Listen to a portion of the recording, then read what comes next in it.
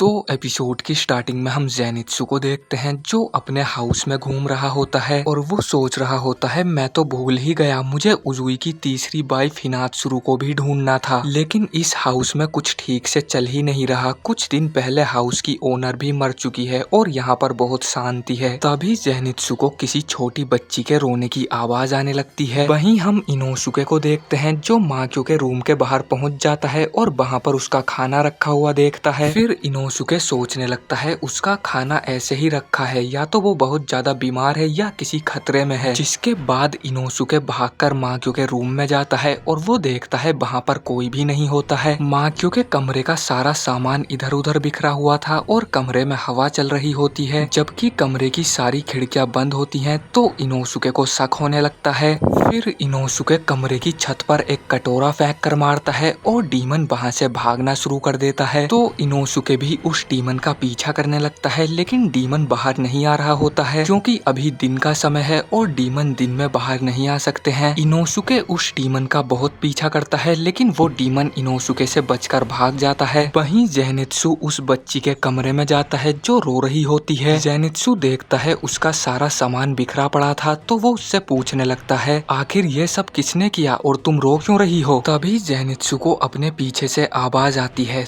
तुम यहाँ क्या कर रही हो। जेनित्सु उसकी आवाज सुनकर समझ जाता है कि ये एक डीमन है और वो बहुत ही ज्यादा डर जाता है। ये डीमन इस हाउस की ओयरान होती है और उसके पास दो बच्चियां भी खड़ी हुई थी जो कहती हैं आप उस पर गुस्सा मत करो, वो परसों ही आई है। फिर ओयरान उन दोनों की तरफ गुस्से में देखने लगती है और वो कहती है क्या हुआ अगर ये परसों ही आई है। फिर जेनित्सु कहता है उसने बच्ची के रोने की आवाज सुनी, बस इसीलिए वो यहाँ पर आ गई। तो ओयरान जेनित्सु की शक्ल को गंदा बोलने लगती है और वो कहती है तुम्हारे जैसी शक्ल होने से अच्छा तो मर जाना बेहतर है। फिर वो बच्ची से कहती है मैंने तुमसे ये कमरा साफ करने के लिए बोला था ना। तो बच्ची कहती है मुझे माफ कर दीजिए, मुझसे गलती हो गई। लेकिन वो उस बच्ची का कान पकड़कर उठा लेती है और उसे बहुत ज्यादा दर्द होने लगता है। जेनित्सु को ये देखकर गुस्सा आ जाता है, तो वो उसका हाथ पकड़ लेता है और बच्ची को छोड़ने के लिए बोलता है। उधर हम इनोसुके के हाउस की ओनर को देखते हैं जो इनोसुके को तमीज सिखाने के लिए जा रही होती है, क्योंकि इनोसुके ने डीमन का पीछा करते करते हाउस की दीवारें तोड़ दी होती हैं। लेकिन जैसे ही वो उसके रूम का दरवाजा खोलकर देखती है उसकी आंखें फटी रह जाती हैं क्योंकि इनोसुके अजीब सी हालत में खड़ा हुआ था। उधर हम देखते हैं जेनित्सु के हाथ पकड़ने की वजह से ओयरान को गुस्सा आ जाता है और वो जेनित्सु के मुंह पर एक पंच मार देती है, जिसकी वजह से जेनित्सु दूर जाकर गिरता है। फिर हम 2 दिन पहले का सीन देखते हैं जब उस हाउस की ओनर ओयरान से आकर कहती है जब से तुम यहाँ पर आई हो लड़कियों ने डर के मारे आशिनुके कर लिया है और कुछ ने तो खुदकुशी भी कर ली है। तो